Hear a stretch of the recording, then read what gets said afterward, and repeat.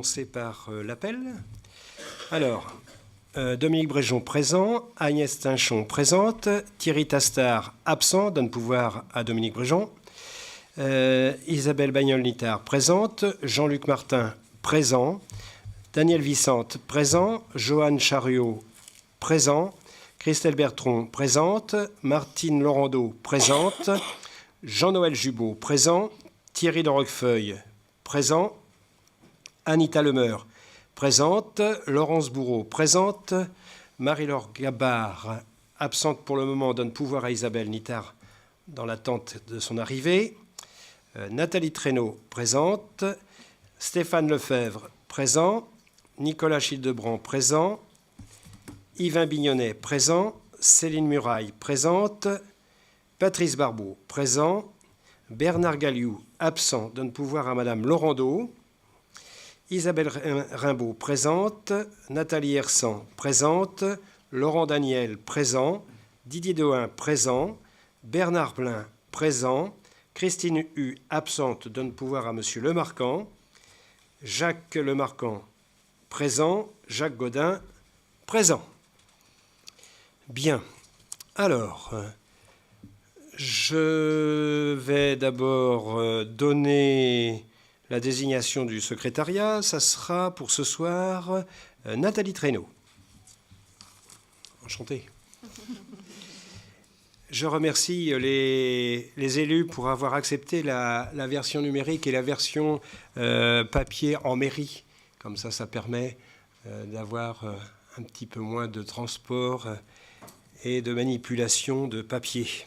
C'est une bonne idée et je vous en remercie puisque c'était accepté pour tout le monde. On va commencer par approuver les procès-verbaux des séances du mois de novembre et du mois de décembre. Est-ce qu'il y a des remarques à faire sur le procès-verbal du conseil municipal du 26 novembre? Non. Donc on passe au vote. Qui est contre? Qui s'abstient? C'est un vote à l'unanimité. Le procès-verbal du conseil municipal du 17 décembre. Y a-t-il des remarques? Même chose, voté à l'unanimité. Je vous en remercie. Alors, on va commencer ce soir par le débat d'orientation budgétaire et je donne tout de suite la parole à Monsieur Chariot. Bonsoir, merci. Donc on est parti pour 2 heures à peu près, je pense, de débat. Je vais juste faire un message de service avant. Comme on est filmé, je vais dire à mon fils d'aller se coucher et de ne pas regarder le débat. Parce que la dernière fois, il avait regardé, je pense que c'est à son âge, il faut aller se coucher. Un petit tour, on va te coucher. Voilà. Donc maintenant, on peut faire le débat. Donc tout d'abord, les objectifs du DOP, c'est discuter des orientations budgétaires de la collectivité et informer sur la situation financière de la commune et peut-être un peu plus largement sur le pays. Donc tout d'abord, un aperçu de l'environnement macroéconomique. Donc avec une évolution en pourcentage du produit intérieur brut, on voit que c'est stable entre les années 2018 et la projection 2019 pour la France à 1,7%. Concernant l'économie française, donc différents indicateurs économiques. Les plus marquants, on voit les taux d'intérêt qui remontent légèrement en passant de moins 0,30 à moins 0,20. Et la dette publique qui, elle, approche les 100% du PIB. Donc, en sachant que la Commission européenne fixe quand même un critère à un montant de dette inférieur à 60%. Concernant le déficit, donc on est à un retour à la situation d'avant la crise où on est passé en dessous le seuil des 3%. Donc, sachant qu'en fin d'année 2018, il y a eu des annonces qui pourraient faire que l'État repasse au-delà du seuil des 3%. Donc la trajectoire des finances publiques où on voit que le principal levier utilisé par le gouvernement pour stabiliser son déficit, c'est réduire les dépenses, donc avec une chute vertigineuse. Donc sur la partie 2, on va aborder les nouvelles dispositions introduites par la loi de finances 2019. Donc tout d'abord, les dotations globales de fonctionnement. Donc on a une baisse systématique de la DGF qui est suspendue depuis 2018, mais il y a toujours une baisse possible pour financer les dotations de péréquation. Donc il y a des contrats qui ont également été fixés sur 2 critères de bonne gestion sur les 347 collectivités les plus grosses. Donc elles sont limitées à 1,2% en dépenses de fonctionnement en tendanciel, et pour la capacité de désendettement, c'est plafonné à 12 années. Donc la ville de Saint-Barthélemy d'Anjou, qui dépend d'une collectivité qui a contractualisé en Jura Métropole, doit limiter la hausse des dépenses à 1,2%. Concernant la péréquation verticale, donc on voit qu'il y a une augmentation, que ce soit pour la dotation de solidarité urbaine ou pour la dotation de solidarité rurale, où chacune augmente de 90 millions d'euros. Concernant la suppression progressive de la taxe d'habitation, donc pour rappel, au départ, c'est une mesure qui concernait 80% des ménages qui vont être exonérés d'ici à 2020. Donc cette mesure coûtera à terme environ 10 milliards pour les 80% des ménages en 2020, et c'est pris en charge par l'État. Donc pour le moment, on ne sait pas trop ce qui va advenir des 20% restants. Donc j'ai cru comprendre il n'y a pas longtemps que le président avait dit que ça allait être quand même supprimé. Donc à voir. Donc à savoir que les 20% qui restent, c'est presque 10 milliards également à financer. Concernant le fonds d'aide à l'investissement public local prolongé, donc c'est un fonds qui se maintient, qui a été instauré en 2015. Donc c'est une enveloppe de 570 millions d'euros. Et à titre indicatif, Saint-Barthélemy a déjà bénéficié 2 fois de ces dotations pour les travaux relatifs à l'ADAP, donc pour un montant de 212 000 euros. Concernant la dotation d'équipement des territoires ruraux, donc là c'est inchangé par rapport à 2018. Bonsoir Marie-Laure. Il faut arriver discrètement. Soit 1 milliard d'euros. Donc une nouvelle faculté introduite par la loi de finances, donc possibilité de financer certaines études dans un cadre contractuel. Péréquation horizontale, donc on a une stabilisation du Fonds national de péréquation des ressources intercommunales et communales. Donc l'enveloppe se stabilise à 1 milliard d'euros au niveau national, et pour la commune de Saint-Barthélemy d'Anjou, ça représente 136 000 euros à peu près. Donc, concernant les ressources humaines, donc, il y a les mesures de revalorisation salariale des agents, le parcours professionnel carrière et rémunération, appelé également PPCR, qui s'appliquera en 2019 et qui avait été décalé d'1 an. À l'origine, il devait s'appliquer en 2018. Donc il y a également la diminution du nombre de contrats aidés décidé en 2018, et il y aura une année pleine, enfin ça sera une année pleine en 2019, donc l'impact sera plus important. Au niveau du contexte financier local, donc les dépenses réelles de fonctionnement par nature sur la base du compte administratif 2018. Donc on a ces dépenses qui représentent 10 millions d'euros environ, qui se répartissent donc avec 59% pour des charges de personnel, les 21% pour les charges à caractère général à 2 130 000 euros, 11% pour la subvention THV CCAS, 1 129 000 euros, 5% pour les subventions aux associations et participations à l'OGEC, au SIAM, donc 500 000 euros, et les charges financières et charges diverses pour 404 000 euros. Donc on voit que la part prépondérante est quand même sur les charges de personnel. Sur les recettes réelles de fonctionnement par nature, donc base compte administratif prévisionnel 2018, là ces recettes sont évaluées à 12 millions d'euros. Et elles se décomposent donc principalement sur les recettes fiscales pour 62% à 7,4 millions, sur 14% pour la part ALM, les recettes ALM, 1 727 000 euros, à 9% pour les dotations d'État et de la CAF, 1 125 000 euros, et à 8% pour les recettes d'exploitation, à peu près 1 million d'euros, et le reste, 7%, 862 000 euros, qui vont concerner les refacturations et produits divers. Vous avez un petit tableau qui représente également, un petit graphe, la répartition entre la taxe foncière, la taxe d'habitation et le reversement de la fiscalité d'ALM. Donc on voit que pour Saint-Barthélemy, les principales recettes fiscales viennent de des taxes foncières. Donc l'évolution rétrospective de l'épargne. Donc tout d'abord, 2 notions, l'épargne de gestion. Donc c'est l'excédent des recettes réelles de fonctionnement sur les dépenses réelles de fonctionnement, hors intérêt de la dette. Donc ça sert à mesurer l'épargne dégagée dans la gestion courante. Et concernant l'épargne nette, donc c'est l'épargne de gestion après déduction de l'annuité de la dette. Et là, ça permet de mesurer l'épargne restant disponible pour investir. Donc la diminution des dotations de l'État détériore cette épargne de gestion.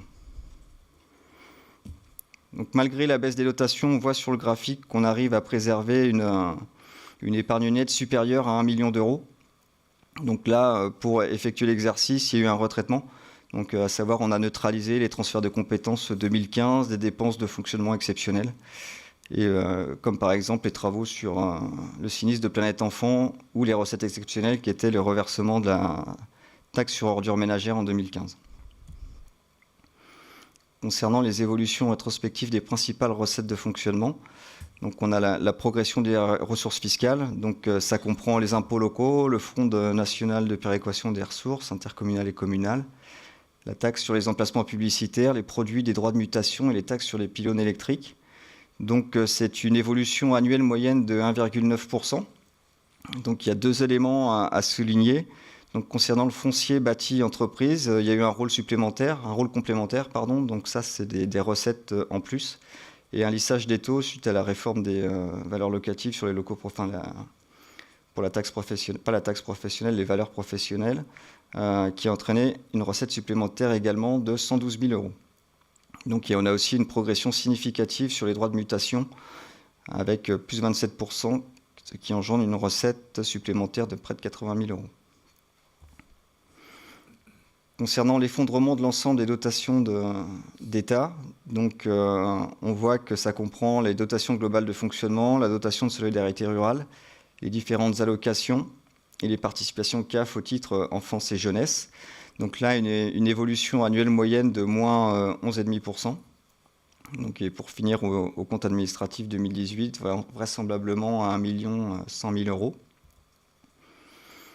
Sur l'évolution rétrospective des principales dépenses de fonctionnement, donc là, on a l'évolution des charges de personnel. Donc, les charges de personnel sont maîtrisées.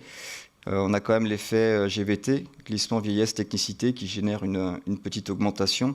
Donc, on a sur 5 ans une augmentation annuelle moyenne de 0,56%.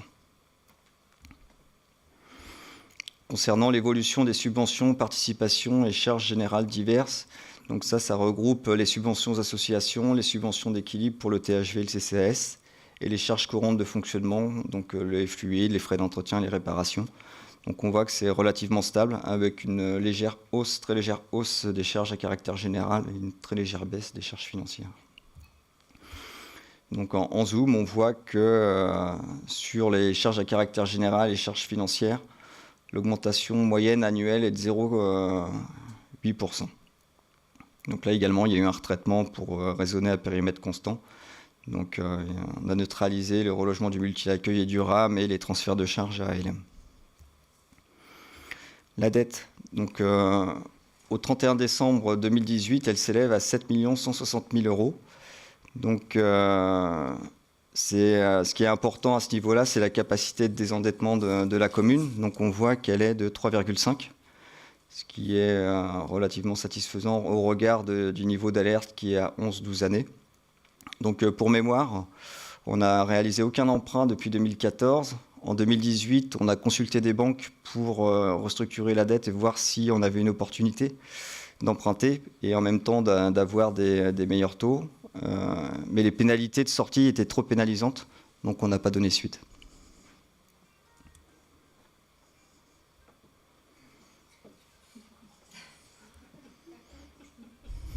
Origine et décomposition de la dette par nature d'investissement. Donc, on voit que ça se répartit principalement entre le complexe aquatique pour 3 millions d'euros et pour le centre-ville à 3 300 000 euros.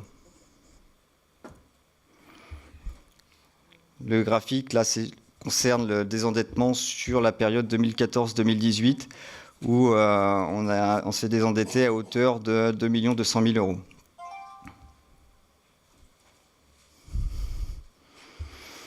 Donc la répartition de l'encours de dette par niveau de risque. Donc là, on parle de la fameuse charte Gisler, où il y a deux critères, la structure de la formule de calcul de l'emprunt, donc qui est classée de A à risque faible à E, risque élevé, et qui est également corrélée à l'indice utilisé dans cette formule, donc classé de 1 pour risque faible et de 5 pour risque élevé. Donc ça nous donne le tableau qui suit, où on voit que les emprunts de la commune ne sont pas exposés. Sur la diapo suivante, vous avez le profil d'extinction de la dette. On voit qu'on a quand même une dette qui est très récente, donc qui baisse tout doucement. À l'horizon 2024, la baisse va représenter 130 000 euros.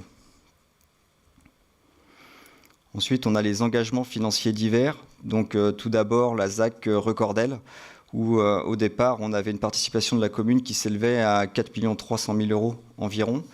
Et vu le bon déroulement des opérations, on a pu revoir cette participation à la baisse. Donc maintenant, on est arrivé à 3 860 000 euros. Et ce qui donne après, au niveau des montants prévisionnels que va devoir verser la commune sur les années restantes, sachant qu'on va jusqu'à l'année 2025, des montants lissés, donc entre 225 et 175 000 euros, en fonction des années. En espérant que ça se termine plus tôt et qu'on puisse solder le dossier. Le lotissement Ardoise-Puy-Aume, donc là c'est la situation budgétaire au 31 décembre 2018. Donc en cumul de dépenses réalisées, c'est-à-dire les acquisitions foncières plus les aménagements, nous sommes à 913 000 euros. Et en recettes, nous sommes à 190 000 euros. En attendant que les opérations se réalisent pour équilibrer le budget. Nous avons ensuite un état des portages fonciers en cours avec Angéloire Métropole. Donc, tout d'abord, le lotissement Ardoise-Puy-Aume pour un montant de 830 000 euros. Donc, il y a une convention qui est en cours de prorogation pour finaliser une transaction en cours. On a également le secteur Le Bas de Malmouche pour un montant de 200 000 euros où la convention s'est terminée fin 2018 et avec un acte de vente qui devrait être signé en début d'année. Et enfin, le secteur de la Rillerie pour un montant de 800 000 euros, où la convention se terminera en 2021. Donc au global, on a 1 850 000 euros de portage foncier auprès d'Angéloire Métropole. Les emprunts garantis, donc ça correspond aux bailleurs qui sollicitent la commune pour avoir une garantie sur les emprunts qu'ils réalisent. Donc là-dedans, il y a également l'emprunt qui a été réalisé par Altercité, donc que l'on a garanti à hauteur de 80%. Et au global, ça représente 26 700 000 euros. Donc les orientations budgétaires 2019. Donc sur les recettes réelles de fonctionnement, on a une perspective d'évolution hors éléments exceptionnels à plus 1% par rapport au budget primitif 2018. Donc on peut les décomposer en 5 catégories principales. Tout d'abord, les produits, les services et autres produits. Donc on a une stabilité sur la plupart des recettes, que ce soit le périscolaire, l'accueil de loisirs sans hébergement, la médiathèque. Une légère progression envisagée sur les recettes relatives au complexe aquatique. On croise les doigts. Pour la fiscalité, donc on a pour la taxe d'habitation l'évolution forfaitaire ou physique qui varie en fonction des années. Et la même chose sur la taxe foncière, où on voit que 2018, la part forfaitaire a été plus importante que la part physique. Concernant les taxes foncières sur les propriétés bâties, donc, le graphique représente la décomposition des bases taxables, où on voit que ce sont principalement les locaux à usage professionnel et commercial qui ont les bases les plus élevées pour 10 millions d'euros. Ensuite viennent les locaux d'habitation ordinaire pour 6,9 millions. Et enfin les locaux d'habitation à caractère social pour 1,1 million. Donc, et dans les locaux à usage professionnel et commercial, il y a la répartition suivante. Donc 5 804 000 euros pour les artisans commerçants et 4 328 000 euros pour les établissements industriels. Donc là, il y a une réforme qui est en cours dans la loi de finances 2019 qui pourrait impacter ces bases. Donc pour le moment, on ne peut pas évaluer dans quel sens. Sur la diapo suivante, vous avez le nombre de propriétaires par catégorie, donc à corréler avec la diapo juste avant, où on voit qu'on a quand même beaucoup plus de locaux d'habitation ordinaire et que les 586 personnes ou établissements qui payent la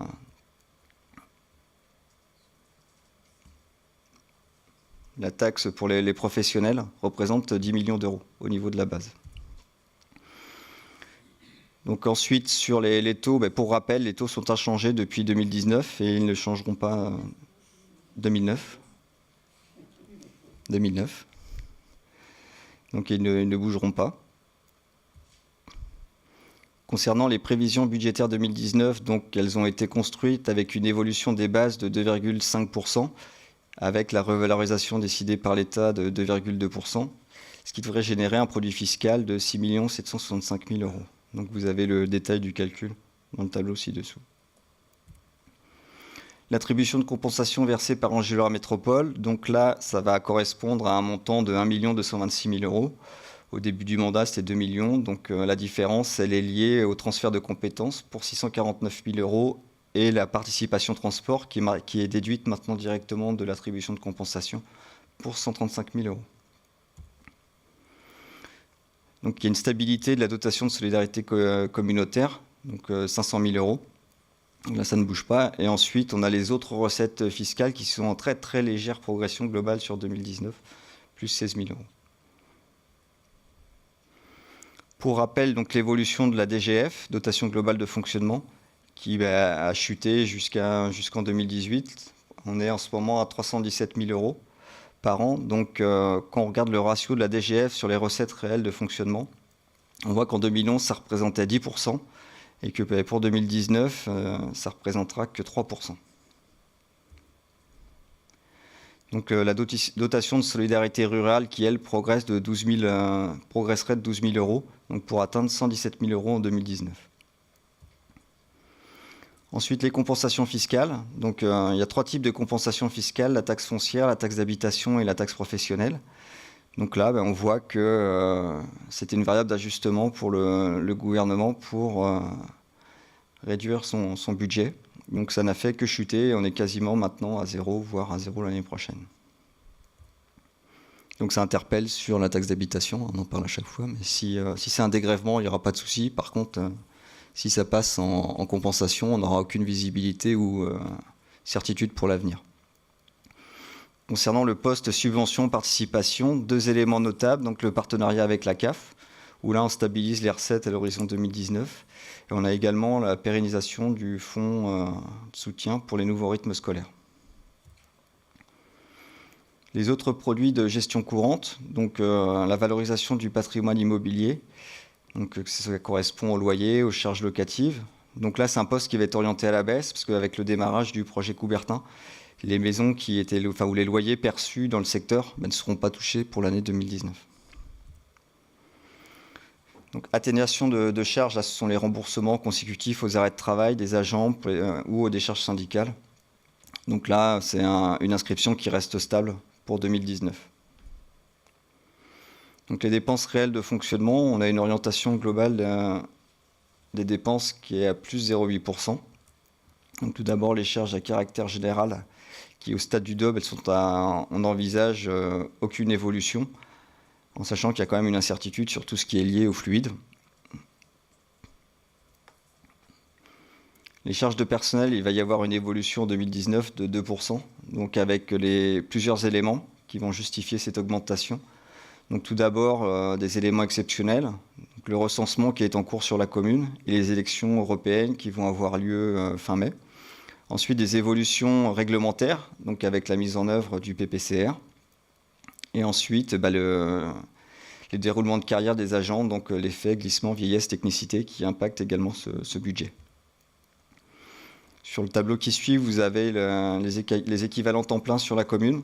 Donc quand on additionne les emplois permanents, les emplois non permanents et les mises à disposition, ça fait à peu près 140 personnes, équivalent temps plein, pour la ville de Saint-Barthélemy. Les autres charges de gestion courante, donc les subventions, participations, donc à l'exception de la participation au SIAM et des subventions aux associations en très légère progression, au stade du DOB, il n'est pas envisagé d'évolution sur les autres postes. Les frais financiers, donc malgré la très légère remontée des index, il n'y a pas d'incidence sur les inscriptions budgétaires, parce qu'il y a l'effet du désendettement et en même temps, au fur et à mesure, on ajuste vraiment l'enveloppe au plus proche du coût réel. Donc en synthèse des orientations budgétaires. Donc, tout d'abord, les recettes réelles du fonctionnement budgété. Au BP 2018, nous étions à 11 582 900 euros. Pour le DOP 2019, on envisage une augmentation de 0,9% à 11 683 000 euros. Donc, et pour les dépenses réelles de fonctionnement, là, on envisage une évolution de 0,8%. On passerait de 10 308 000 euros à 10 391 000 euros. Ce qui donne au niveau de l'épargne brute budgétaire estimée une augmentation de 1,4%. Donc avec au niveau du DOP 2019, 1 292 000 euros. Donc le remboursement du capital dette qui est autour de 545 000 euros. Et donc une épargne nette budgétaire estimée à 747 000 euros au niveau du DOP 2019, c'est-à-dire une augmentation de 2,1% par rapport au budget primitif 2018. À savoir qu'il y a quand même des réserves, donc on n'a toujours pas les dotations et notifications des données fiscales à ce jour. Et là, on est vraiment sur les premières orientations budgétaires. Ensuite, sur les capacités d'investissement 2019. Donc, on a des recettes d'investissement donc pour un montant de 1 100 000 euros qui vont se décomposer en subventions diverses, le FCTVA, la taxe d'aménagement et la participation du promoteur pour la voirie Belle de Malicorne. Donc, au niveau de l'autofinancement disponible. Pour le DOP 2019, on a le report de l'excédent 2018 qui est estimé à 2 200 000 euros. L'épargne nette estimée également à 747 000 euros. Donc on a l'enveloppe dépenses imprévues de 260 000 euros et la provision pour le projet Coubertin à 182 000 euros, ce qui donne un autofinancement prévisionnel disponible de 2 505 000 euros. Donc la capacité d'investissement est de 3 600 000 euros. En perspective d'investissement 2019, donc cette année, on a raisonné en enveloppe, donc avec des dépenses récurrentes à hauteur de 1 million d'euros, qui vont se décomposer sur la voirie au pluvial et éclairage public, la participation à la ZAC Recordel, des travaux sur les bâtiments, les espaces verts, aires de jeux, cimetières, matériel et équipements divers, études et frais divers. Et ensuite des dépenses spécifiques pour un montant de 2 600 000 euros, où on a la voirie pour la compétence ville, donc là sur la rue Belle de Malicorne, l'espace public compétence ville avec l'aménagement du parking Pierre-Auduit, en exemple. Pour le parc de l'Europe, le lancement de la première phase du projet. Au niveau de l'hôtel de ville, l'aménagement du rez-de-chaussée du premier étage dans le cadre du guichet unique. Donc la mise en valeur patrimoniale avec le bâtiment de la petite gare. Des travaux divers sur les bâtiments, donc les complexes sportifs, écoles. Les études pour la DAP, les équipements exceptionnels cette année, donc il y aura l'achat d'un tractopelle et les logiciels qu'il faut renouveler régulièrement. Donc on arrive aux 3 600 000 euros. Donc en partie 5, on a les perspectives d'investissement sur la période 2020-2022. Donc là, c'est une estimation qui a été faite en tenant compte des taux moyens de réalisation qui ont été constatés de 2014 à 2018. Donc c'est le rapport compte administratif, budget primitif. Donc, concernant les hypothèses annuelles, les évolutions pour les recettes fiscales ont été prises à 0,8%, donc pour les années 2020, 2021, 2022. Pour les dotations, une baisse de 1%. Les autres recettes, une augmentation de 0,4%. Et donc, ça donne des recettes réelles de fonctionnement budgété avec une hypothèse annuelle d'évolution à 0,59%. Donc, en 2020, on aurait 11 750 000 euros, 2021, 11 819 000 euros, et en 2022, 11 890 000 euros. Donc on corrèle ces recettes au taux moyen de réalisation, donc en appliquant un coefficient de 102%, on arrive à 11 985 000 euros, 12 055 000 euros et 12 128 000 euros. Concernant les charges de personnel, l'évolution a été envisagée à 2%, les charges à caractère général 0,3%, les autres charges, une diminution de 2%. Donc les dépenses réelles de fonctionnement budgété avec une augmentation moyenne de 0,88%. Ce qui donne en 2020 10 481 000 euros, en 2021 10 574 000 euros et en 2022 10 669 000 euros. Donc corrélé au taux de réalisation, donc à 98%, on a donc un montant de 10 272 000 euros en 2020, 10 362 000 euros en 2021 et 10 455 000 euros en 2022. Ensuite, sur la ligne en dessous, nous avons des simulations de frais financiers pour un éventuel emprunt. Donc en 2021, 16 000 euros, 2022, 34 000 euros. Donc l'épargne brute corrélée au taux de réalisation serait pour 2020 1 713 000 euros, 2021 1 677 000 euros, 2022 1 639 000 euros. En dessous, nous avons le remboursement du capital de la dette, donc toujours autour de 550 000 euros. Donc avec ensuite une simulation du capital éventuel d'emprunt à rembourser, donc ça ferait encore moins 36 000 ou moins 81 000 euros pour les années 2021 et 2022. Donc l'épargne nette estimée à retenir pour la prospective est en 2020 de 1 165 000 euros, 2021 1 090 000 euros, 2022 1 million d'euros. Ce qui donne ensuite au niveau des capacités prévisionnelles d'investissement. Donc en recettes d'investissement,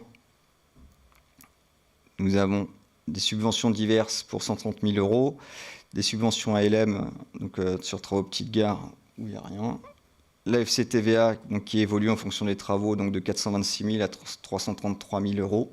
La taxe d'aménagement à 100 000 euros. Donc on a des totals de recettes investissement prévisionnels 656 000 euros en 2020, 563 000 euros en 2021 et en 2022. Donc l'autofinancement disponible serait pour l'année 2020 de 1 165 000 euros, l'année 2021 1 090 000 euros et l'année 2022 1 million d'euros.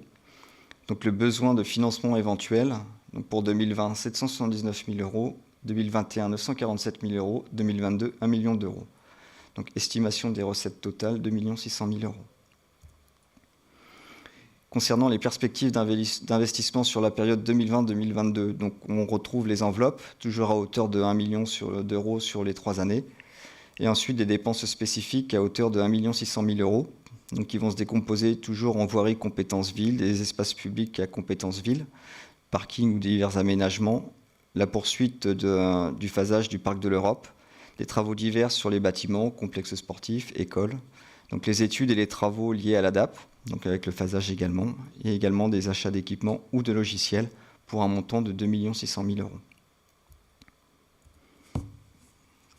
Voilà. Bien, merci Monsieur Chariot. Alors, place au débat, puisque c'est un débat d'orientation budgétaire. Chacun peut prendre la parole. Monsieur Daniel. D'abord, merci pour cette présentation et merci au service, évidemment, d'avoir préparé ce travail. Et puis, on espère que Titouan est couché. Alors, si vous voulez bien, on va intervenir en 2 temps. Je vais intervenir, moi, sur la partie plus des questions techniques et puis Isabelle Rimbaud sur les commentaires plus autres. Voilà, c'est d'accord.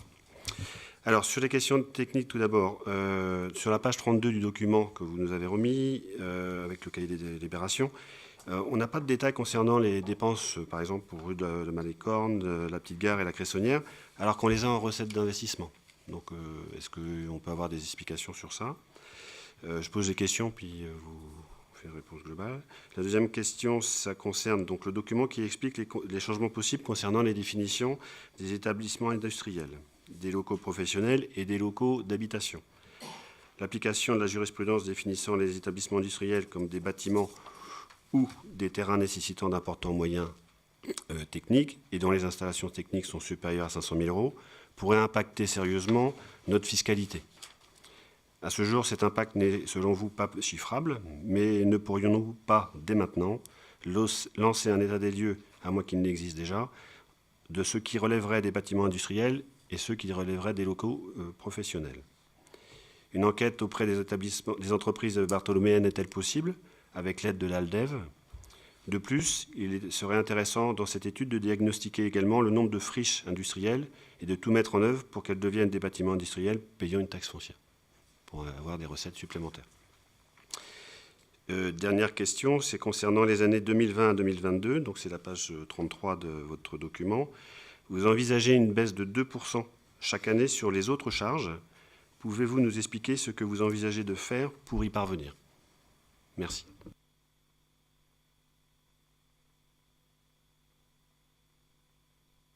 Monsieur Chariot. Donc, concernant la rue Belle de Malicorne, donc si je comprends bien la question, c'est pourquoi on a des éléments en recettes également. C'est parce que c'est dès le départ, c'est une convention qui avait été prise avec l'aménageur qui participe à la réalisation de la voirie. Donc c'est pour ça que le montant a été fixé. En face? Alors ça, je ne sais pas s'il faudrait... On avait le montant de la dépense. On a vie, bien sûr. Combien 250 000 euros. Ouais. Ensuite, donc concernant les locaux professionnels, c'était sur l'évolution. Ça allait comme réponse oui. Donc concernant les locaux professionnels, en fait, ça peut aller dans les deux sens. C'est-à-dire que c'est lié en plus ou en moins. Donc ça dépend s'ils passent soit en tant qu'artisan ou soit en tant qu'établissement industriel. Et donc là, c'est lié à la valeur technique de ce qu'ils déclarent dans leur feuille d'impôt. Donc, ou dans leur déclaration. Donc là, je ne pense pas qu'ils nous le donnent. On n'a pas accès à ces éléments-là. Donc on va subir. De toute façon, il n'y a pas grand-chose à faire à part pour la prospective. Mais là, c'est réellement du ressort. C'est comme tout changement de législation, on va plus subir sur ce volet-là, enfin, la législation fiscale. Et pour les baisses de charges, ben, c'est un peu le travail qu'on fait depuis le début. Hein, c'est essayer de diminuer les dépenses un petit peu partout pour tenir le budget. Donc il n'y a pas de dépenses ciblées ou de points. C'est un travail de longue haleine et de réflexion et en collaboration avec les services et tout le monde. Oui, Monsieur Daniel. Lorsqu'on est en différentes commissions, en ce moment, on évoque les dépenses de fonctionnement avec les services. Et aujourd'hui, on est avec un taux de réalisation des dépenses de fonctionnement à 97 ou 98%. Et quand on évoque des pistes de baisse des autres charges, aujourd'hui, on nous dit si on baisse des charges, c'est pour éliminer ou enlever des services à la population. Donc, quand on indique sur ce DOB une baisse de 2% sur les 3 ans, on voudrait savoir sur quelle piste vous avez réfléchi pour savoir comment faire pour baisser ces 2% d'autres charges. Puisque quand on est en discussion en commission, on apporte nous aussi des réflexions et on nous dit oui, mais ça veut dire que vous voulez enlever des services. Non, on ne veut pas enlever de services à la population, mais comment faire pour diminuer ces autres charges et quelles sont puisque vous l'affichez, comment vous envisagez de le faire? À un moment donné, c'est sûr qu'on ne pourra pas baisser plus sans toucher au niveau de services. C'est une évidence. C'est-à-dire que les services, on ne peut pas les presser et demander toujours plus. Donc c'est aussi une adéquation entre ce qu'il est raisonnable de demander, ce qu'on peut faire, et le service en face. Donc ça peut être des réaménagements, comme on a pu avoir à la médiathèque, où suite au départ d'une personne, la médiathèque s'est réorganisée. Ça va être de ce niveau-là. Mais à un moment donné, la question se posera de est-ce que la couverture du service sur la ville de Saint-Barthélemy est trop importante par rapport aux recettes, ou alors c'est la fiscalité qui devra être augmentée. Mais c'est forcément l'adéquation entre les recettes et les dépenses. Après, j'espère que ce n'était pas une critique quand même, le taux de réalisation. Non ? Ouais. Moi, je compléterai pour les zones d'activité. Je rappelle que c'est une compétence d'Angéloire Métropole, donc c'est de la communauté urbaine, c'est le ressort de la communauté urbaine. Et c'est donc par l'intermédiaire de l'ALDEV que se font les recherches et que se fait le travail sur la vie économique de notre communauté. L'ALDEV n'a pas attendu pour rechercher des solutions sur les friches industrielles, mais ça, bien évidemment, c'est si même on est invité à le savoir, on n'est pas dans la boucle pour traiter ce genre de dossier. Et il est à question actuellement, ça a été déjà dit plusieurs fois en conseil communautaire, va être recherché aussi d'autres zones économiques pour le développement de la vie économique sur notre agglomération, puisqu'il manque de grands terrains, de grandes surfaces foncières pour des implantations de grandes entreprises. Madame Rimbaud, pardon, un autre complément, Monsieur Chariot. Oui, j'ai oublié un point très important, c'est que le fait de diminuer la dette, on diminue également nos frais financiers, donc ça a un impact non négligeable sur le budget. Donc c'est aussi la part principale de la réduction. Pour le moment. Madame Rimbaud. Oui, donc les constats qu'on a pu faire à la lecture de ce DOP, donc globalement vous restez fidèle à votre fonctionnement depuis le début du mandat, hein, vous gérez le quotidien sans grand projet porteur pour la commune.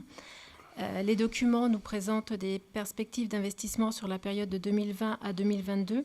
Et à la lecture de ces perspectives, il est évident que pour pouvoir réaliser des investissements de 2020 à 2022, il faudra soit emprunter, soit avoir des réserves complémentaires, comme la vente de terrains communaux. Mais à terme, les réserves foncières communales vont se réduire et des revenus issus de ces ventes seront donc impossibles. On voulait donc savoir quelles pouvaient être vos idées ou vos perspectives pour avoir des recettes supplémentaires. Et puis savoir sur cette période de 2020 à 2022, pour la continuité des projets en cours type Parc de l'Europe, travaux complexes sportifs, quelle répartition financière est envisagée, même si 2020-2022, ce n'est pas tout de suite. Mais... Les deux, il y en a deux. La dernière, par rapport à la période 2020-2022. Donc, vous mettez la continuité des projets en cours, type Parc de l'Europe, etc.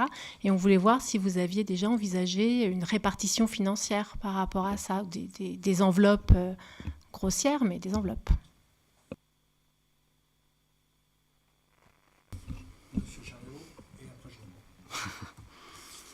Donc sur le pas de projet porteur, je vais laisser le maire répondre. Je pense que ça va lui faire plaisir. Concernant les recettes supplémentaires, après, il n'y a pas de grand mystère non plus, quoi. Les recettes supplémentaires, c'est de la fiscalité, c'est de l'emprunt. Donc c'est soit l'un, soit l'autre, soit diminuer les dépenses. Mais diminuer les dépenses, on voit qu'on arrive à la limite de l'exercice. Donc on jouera sur tous ces tableaux-là. Et l'idée, c'est non pas de pas non plus charger les bartholoméens plus que nécessaire. On voit que c'est quand même une vraie problématique à l'heure actuelle. Donc voilà, il n'y a pas de mystère sur les recettes. Sur la continuité 2020-2022, c'est l'avancée du projet, je pense, et les discussions qui vont avoir lieu qui permettront aussi de définir des enveloppes et en même temps les capacités de la commune, parce que ça rentrera aussi en ligne de compte. Mais ça va être participatif, si j'ai bien compris. Donc il y a des idées qui peuvent émerger avec des financements qu'il faudra trouver en face s'il y a des bonnes idées. Donc c'est ouvert. Merci, Monsieur Chariot. Vous avez tout dit, pratiquement. Vous pouvez devenir maire. Non, mais c'est pour reprendre des dossiers comme le Parc de l'Europe. Je crois qu'on a déjà extrêmement abordé le sujet. Paraît-il que ça va même trop vite pour certains. Donc, il y aura en effet un phasage. Ce phasage, comme vient de le dire M. Chariot, on va se faire aider. Il y a un maître d'ouvrage et un maître d'œuvre qui est sur le chantier pour l'organisation de notre ville du côté ouest. Donc à partir de ça, c'est aussi avec la participation des habitants, ça a été dit, que ça se fera. Donc à partir de ça, le Parc de l'Europe, rappelez-vous, il y a l'entrée nord qui est vue en premier, mais il y a toutes les autres entrées sur le parc qui sont apphasées, à voir quelles sont celles qui sont prioritaires. C'est aussi un travail à faire avec les liaisons douces, évidemment. Donc ceci demande aussi une réflexion collective. Voilà, et on est dans une période, on est en 2019, en 2020, il y a une étape particulière. Donc les choix seront peut-être revus. Mais en tout cas, certains dossiers sont phasés, à voir si la continuité républicaine existera. Je l'espère. Y a-t-il d'autres commentaires ? Monsieur Le Marquand. Pour rebondir sur le Parc de l'Europe, avant, je voudrais remercier quand même M. Chariot de la clarté de son exposé, parce que c'était précis et net. Pour revenir au Parc de l'Europe, oui, effectivement, on dit que ça va trop vite, simplement parce qu'il y a des décisions qui sont prises et qui dépassent un peu les décisions qui ont été prises au moment des comités de pilotage. Et dans le même ordre d'idées, dans le document que vous nous avez présenté, on parle souvent de la petite gare. qui est prévu. Il y a des choses qui sont prévues, on ne sait pas combien, mais pour 2019. Est-ce que vous avez déjà prévu des montants de dépenses d'investissement, alors que je rappelle qu'il y a un COPIL qui s'est réuni une seule fois, et lors de ce COPIL, on a décidé de rien en fait. Voilà. Est-ce que vous avez déjà fixé un état d'avancement qui nous aurait échappé? Non, rien ne vous échappe.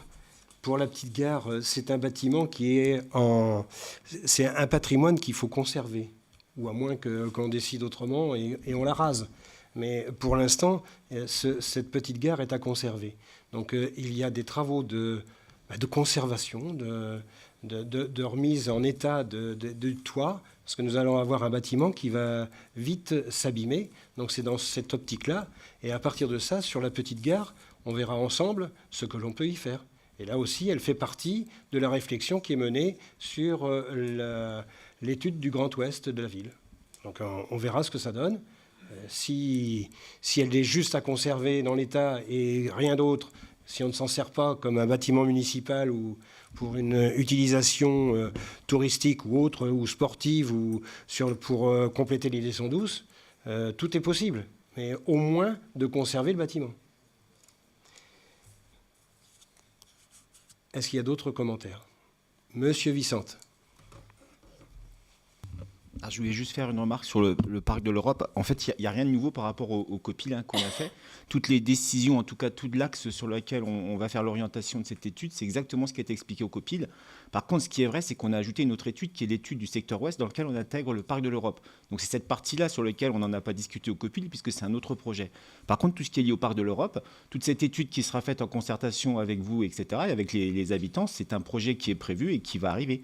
Donc non, il n'y a rien qui vous échappe, vous inquiétez pas, vous êtes toujours pleinement intégré au projet et vous participerez aussi autant que les habitants par rapport au projet du Parc de l'Europe. Et projet Parc de l'Europe, pour moi, c'est un gros projet, c'est pas du quotidien pour le coup. Bien, c'est une réflexion, je crois, qui est d'importance puisque ce sont des projets extrêmement structurants qui impactent évidemment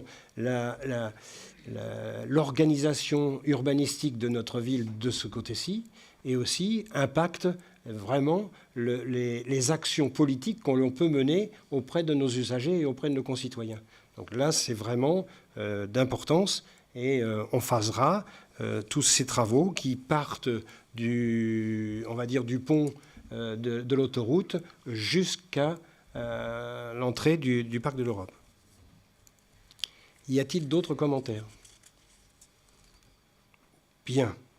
Moi, je remercierai Madame Rimbaud qui a parlé de fidélité à notre programme. En effet, nous restons extrêmement fidèles et nous respectons totalement ce que nous avions engagé en 2014, c'est-à-dire un respect des taux, le désendettement au niveau de nos emprunts, le projet politique pratiquement dans son intégralité. Nous n'avons pas fait appel à l'emprunt. Vous avez eu les explications techniques tout à l'heure par M. Charruot. Donc là aussi, on arrive à faire des investissements sur notre ville structurants et qui sont totalement en autofinancement. Bien sûr, c'est une maîtrise totale de tous ces dossiers. Par contre, moi je répéterai quand même, toute la prudence année après année qu'il nous a fallu prendre pour contraindre, cerner notre budget. Puisque les incertitudes, et M. Charruot l'a aussi précisé à plusieurs fois, les incertitudes sont toujours existantes. À chaque fois, la loi de finances se transforme, se modifie. Nous avons toujours ce point d'interrogation qui est toujours en jeu chaque année. Voilà, on a fait le tour. Est-ce qu'il y a d'autres commentaires? Non?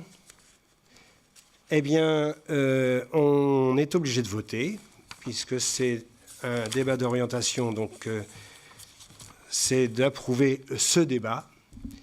Qui est contre? Qui s'abstient? Merci. C'est un vote... Pardon. Je crois que tous les ans, on pose la même question. Mais en fait, Oui. on prend acte qu'il y a eu un prend débat. acte, On mais n'a on est pas obligé à de se voter. Oui, mais notre vote, c'est bien que l'on prend acte qu'il y a eu Oui, un débat. Hein. Toujours. Vous prenez acte que vous avez participé à un débat. Voilà. Donc, c'est à l'unanimité. Merci, messieurs, dames.